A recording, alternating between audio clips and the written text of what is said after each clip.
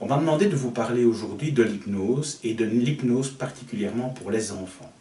Alors nous allons voir 5 thématiques dans lesquelles l'hypnose peut vraiment apporter quelque chose au niveau des enfants. Première thématique, c'est les anxiétés. Donc, toutes ces petites peurs qu'ils peuvent avoir au quotidien, on ne sait pas toujours d'où viennent ces petites peurs.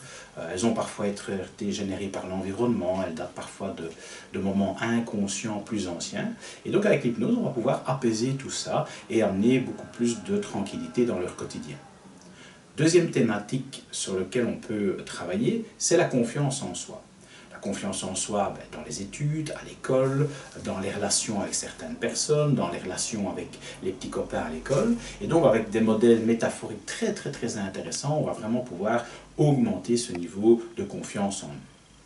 Troisième thématique qui donne d'excellents résultats, c'est la problématique du sommeil. Dans le sommeil, on va avoir 2 grands axes. Le premier axe, c'est notamment les endormissements difficiles, donc les enfants qui ont tendance à traîner pour s'endormir.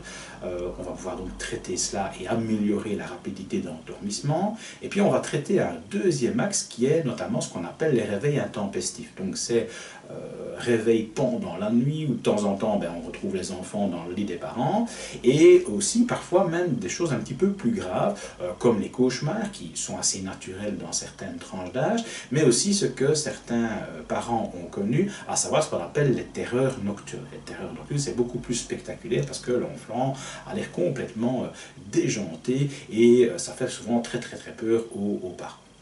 Le quatrième axe sur lequel on peut travailler, c'est l'énurésie. L'énurésie, ce sont les problèmes de pipi au lit. Alors je rappelle qu'avant 5 ans, on reste encore dans une certaine normalité. Effectivement, au-delà de 5 ans, ça va devenir très handicapant pour l'enfant. Et donc, avec l'hypnose, on peut vraiment traiter ça assez rapidement. Je ne vous parle pas de 20 séances d'hypnose. Entre 3 et 5 séances, on peut obtenir des résultats extrêmement rapides et extrêmement puissants. Une autre thématique que l'on peut traiter et qu'on retrouve assez souvent avec les enfants, c'est la problématique du deuil. La problématique du deuil, ça peut être de quelqu'un de proche, ça peut être de quelqu'un de la famille, ça peut être d'une relation, et ce qui vient encore assez souvent, malheureusement, c'est parfois la perte d'une nounou avec laquelle l'enfant avait une relation très proche, et ça fait un grand vide lorsque cette personne donc disparaît. Donc ces 5 thématiques, on va pouvoir les traiter facilement avec l'hypnose. Il y a bien entendu d'autres thématiques où l'hypnose va apporter beaucoup de résultats pour les enfants.